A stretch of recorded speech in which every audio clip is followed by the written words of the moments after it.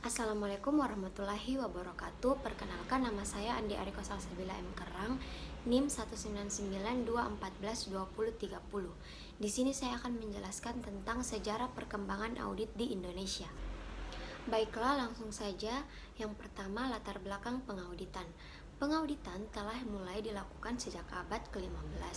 Tahun kelahiran pengauditan laporan keuangan secara pasti tidak diketahui, tetapi dari berbagai sumber dapat diketahui bahwa pada sekitar awal abad ke-15, jasa auditor telah mulai digunakan di Inggris. Meskipun pengauditan telah lahir sejak beberapa abad yang lalu, namun perkembangan yang pesat baru terjadi pada abad ini. Baiklah, yang kedua yaitu pengauditan independen sebelum tahun 1900. Akuntansi sebagai profesi diperkenalkan di bagian benua ini oleh Inggris pada paruh kedua abad ke-19. Para akuntan di Amerika Utara mengadopsi bentuk laporan dan prosedur audit sebagaimana yang berlaku di Inggris. Jadi, perusahaan-perusahaan publik di Inggris pada waktu itu harus tunduk pada undang-undang yang disebut Companies Act. Menurut undang-undang tersebut, semua perusahaan publik harus diaudit. Ketika fungsi audit mulai diekspor ke Amerika Serikat, bentuk laporan model Inggris turut diadopsi pula meskipun peraturan yang berlaku di Amerika Serikat tidak sama yang berlaku di Inggris. Sebagaimana disebutkan di atas, di Inggris semua perusahaan publik harus diaudit, sedangkan di Amerika Serikat pada waktu itu tidak wajib untuk diaudit. Keharusan untuk diaudit datang dari badan yang mengatur pasar modal yang disebut dengan Securities and Exchange Commission atau SEC, serta dari pengakuan umum mengenai manfaat pendapat auditor atas laporan keuangan. Tidak adanya peraturan undang-undang yang mengharuskan audit atas laporan yang diberikan kepada para pemegang saham menyebabkan audit pada abad ke-19 menjadi beraneka ragam. Kadang-kadang hanya meliputi neraca saja, tapi ada pula yang berupa audit atas semua rekening yang ada pada perusahaan dan dilakukan secara menyeluruh dan mendalam. Auditor biasanya mendapat penugasan dari manajemen atau dari dewan komisaris perusahaan, dan laporan hasil audit biasanya dialamatkan kepada pihak intern perusahaan, bukan kepada para pemegang saham. Pemberian laporan kepada pemegang saham pada waktu itu tidak biasa dilakukan. Para manajer perusahaan hanya menginginkan untuk mendapat jaminan dari auditor bahwa kecurangan dan kekeliruan dalam pencatatan tidak terjadi. Selanjutnya, perkembangan di abad ke-20. Memasuki abad ini, revolusi industri kira-kira telah berusia 50 tahun dan selama masa itu jumlah perusahaan industri telah berkembang dengan pesat.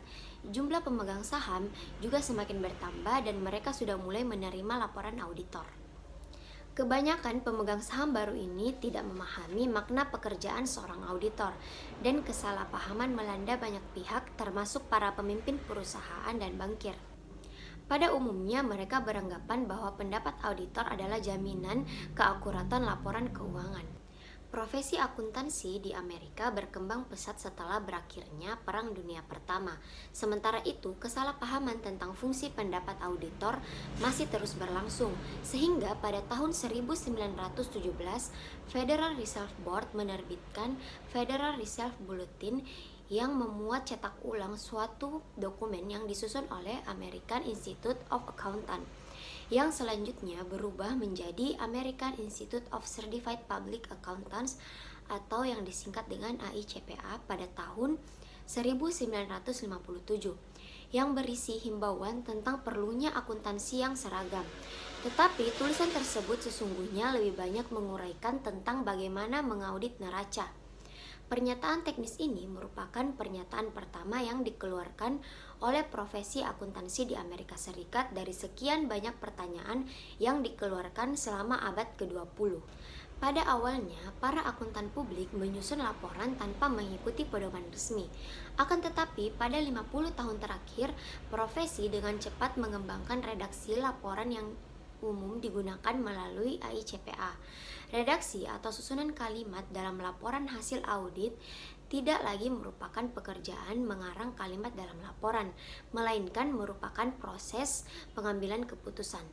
Alternatif bentuk tipe laporan yang dapat dipilih auditor tidak banyak, dan sekali auditor memilih jenis pendapat yang diberikan dalam situasi tertentu, auditor tinggal memilih jenis laporan yang dirancang untuk menyatakan pendapat tersebut. Selanjutnya yaitu perkembangan pengauditan di Indonesia. Profesi akuntansi di Indonesia masih tergolong muda. Pada masa penjajahan Belanda, jumlah perusahaan di Indonesia belum begitu banyak, sehingga akuntansi dengan sendirinya hampir tidak dikenal. Perusahaan-perusahaan milik Belanda yang beroperasi di Indonesia pada waktu itu mengikuti model pembukuan seperti yang berlaku di negaranya. Situasi seperti ini berlangsung hingga Indonesia merdeka. Akuntansi baru mulai dikenal di Indonesia setelah tahun 1950-an, yaitu ketika semakin banyak perusahaan didirikan dan akuntansi sistem Amerika mulai dikenal, terutama melalui pendidikan di perguruan tinggi. Perkembangan auditorsi di Indonesia terjadi pada tahun 1973, yaitu ketika Ikatan Auditor Indonesia atau IAI menetapkan prinsip-prinsip auditorsi Indonesia atau PAI dan norma pemeriksaan auditor atau NPA. Selain itu, perkembangan yang terjadi dalam dunia perbankan sejak tahun 1988 semakin menuntut dilakukannya audit atas laporan keuangan bagi perusahaan-perusahaan yang akan mengajukan permohonan kredit ke bank. Pada tahun 1995, lahirlah Undang-Undang Perseroan Terbatas yang mewajibkan suatu perseroan terbatas menyusun laporan keuangan, dan jika perseroan merupakan perusahaan publik, maka laporan keuangannya wajib diaudit oleh auditor publik. Pada tahun yang sama, Undang-Undang Pasar Modal pun lahir juga.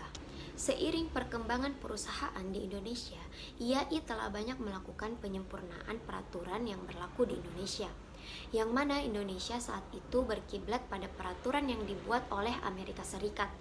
Pada tahun 1994, IAI melakukan penyusunan ulang terhadap prinsip auditorsi dan standar audit yang disebut dengan Standar Auditorsi Keuangan atau SAK, dan Standar Profesional Auditor Publik atau SPAP. Sejalan dengan itu, Dewan Standar Auditorsi yang dibentuk IAI secara terus-menerus menerbitkan Pernyataan Standar Auditorsi Keuangan atau PSAK. Seperti terjadi di Amerika Serikat, 100 tahun yang lalu, fungsi pengauditan di Indonesia memasuki abad ke-21 yang masih belum dipahami oleh masyarakat. Banyak kesalahpahaman yang terjadi atas laporan auditor karena fungsi audit tidak dipahami dengan benar. Maka dari itu, pemerintah mulai memperkenalkan auditorsi mulai dari SMA, dan pengenalan audit dilakukan di perguruan tinggi. Baiklah, sekian materi dari saya. Terima kasih. Assalamualaikum warahmatullahi wabarakatuh.